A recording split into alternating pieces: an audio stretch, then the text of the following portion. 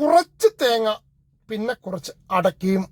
ഇത് മാത്രമേ ഈ യുവാവ് എടുത്തിട്ടുള്ളൂ. കുറച്ച് സാമ്പത്തിക ബുദ്ധിമുട്ടുണ്ടായിരുന്നേ.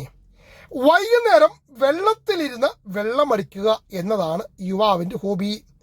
അതിന് പണം കണ്ടെത്തുന്നതിന് വേണ്ടിയാണ് കുറച്ച് തേങ്ങ മോഷ്ടിച്ചത്. കൂടുതലൊന്നുമില്ല, 1000 എണ്ണം. 400 കിലോ അടയ്ക്കയും. ദോഷം പറയരുത്, തേങ്ങ മുഴുവനും പൊതിച്ചിട്ടാണ് കൊണ്ടുപോയത്. തൊണ്ട് പറമ്പിലും ഇട്ടിട്ടുണ്ട്. ഇത് പാലക്കാട് മങ്കര സ്വദേശി ഷ്രിബിൻ.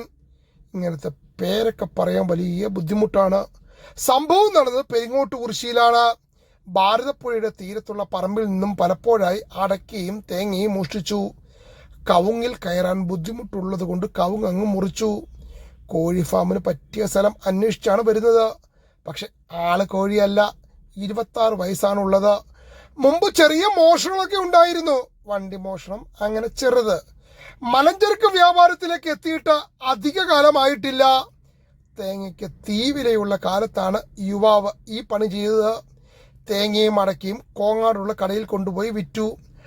ആകെയുള്ള പേടി, ജയിലിൽ നിന്നും പുറത്തിറങ്ങുമ്പോഴത്തേക്ക് തേങ്ങയുടെ വിലയെങ്ങാനും കുറയുമോ എന്നാണ്.